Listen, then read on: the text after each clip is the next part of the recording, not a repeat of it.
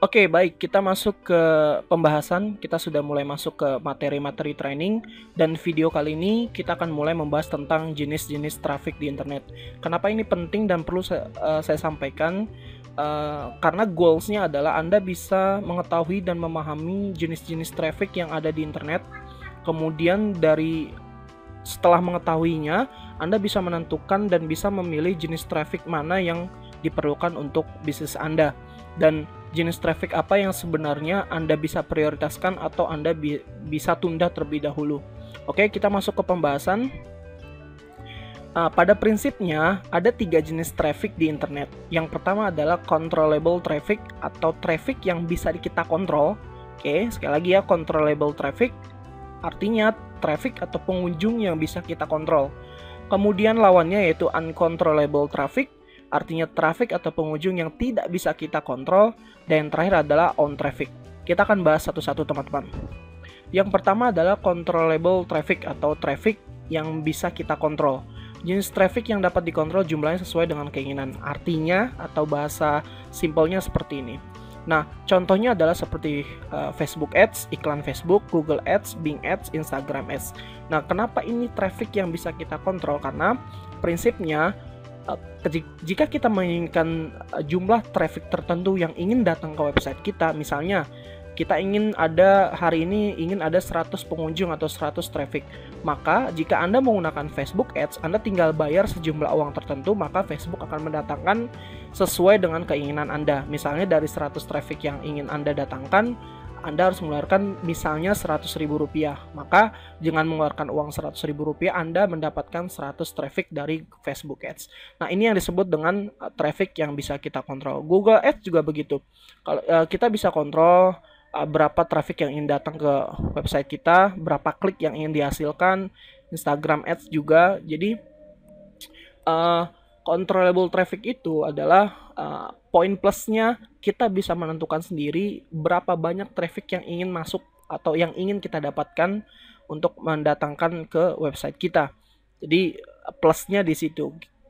Dengan cara apa ya? Menukarkan sejumlah investasi atau uang, membayar iklan, maka Anda bisa mendapatkan sejumlah traffic yang Anda inginkan. Kemudian uncontrollable traffic atau traffic yang tidak bisa dikontrol, kebalikannya dari tadi, yaitu yang tidak bisa kita kontrol sesuai keinginan. Contohnya seperti SEO ya, Search Engine Optimization.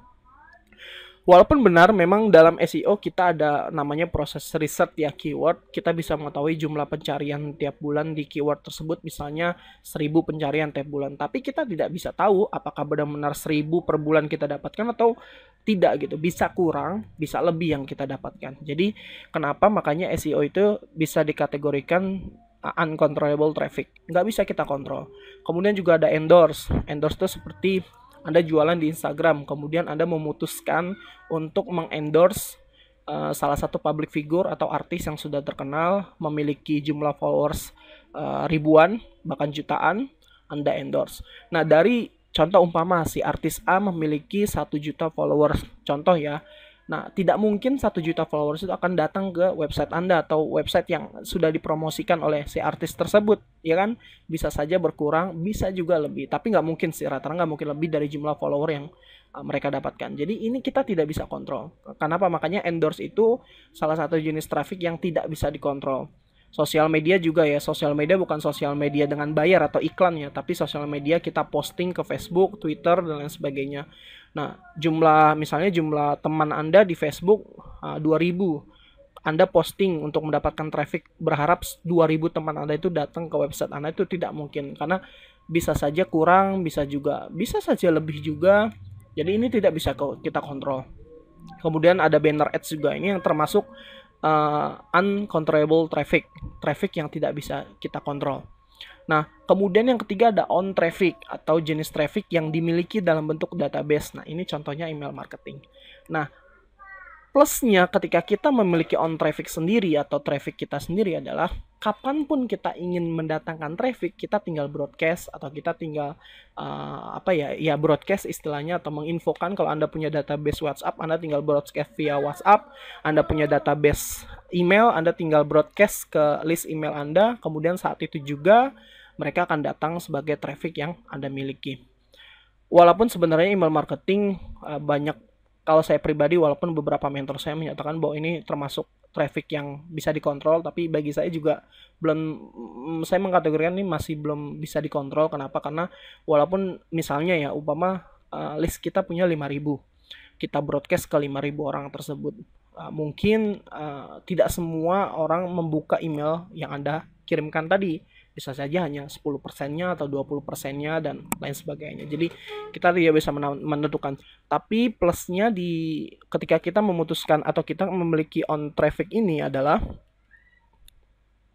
kita bisa menentukan semau kita, kapanpun kita mau, kapan traffic itu akan datang. Jadi saya habis posting artikel nih, kemudian saya ingin ada orang baca, datang traffic, Anda tinggal broadcast saja, maka mereka akan datang.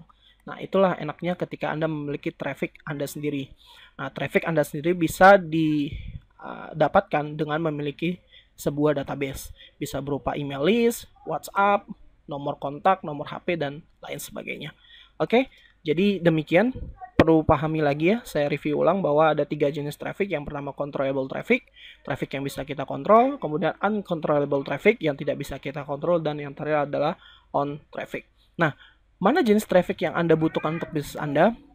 Anda bisa memahami dari kriteria yang sudah saya jelaskan tadi. Memang saran saya ketika awal sebagai untuk mulai menjalankan bisnis, khususnya kalau Anda menjual produk-produk fisik, saya sangat menyarankan Anda menggunakan controllable traffic atau traffic yang bisa dikontrol, karena Anda bisa menentukan sendiri berapa banyak traffic yang ingin datang ke website Anda. Dari situ Anda bisa kontrol dengan mengeluarkan uang 100.000. Contoh, ada datang 100 traffic, kemudian dari 100 traffic itu misalnya 10%-nya berarti 10 orang membeli. Nah, Anda kan bisa lakukan scaling dari hal. Jadi Anda mengambil analisa, oh ternyata 10%, konversinya 10%. Maka Anda bisa scale up. Akan scale up, tambah lagi 200.000 budget Anda. Jadi kan dapat 200 pengunjung. Dengan konversi 10%, maka Anda mendapatkan 20 orang pembeli. Nah, itu enaknya ketika Anda menggunakan control label traffic. Oke, demikian. Kita akan ketemu di video training selanjutnya.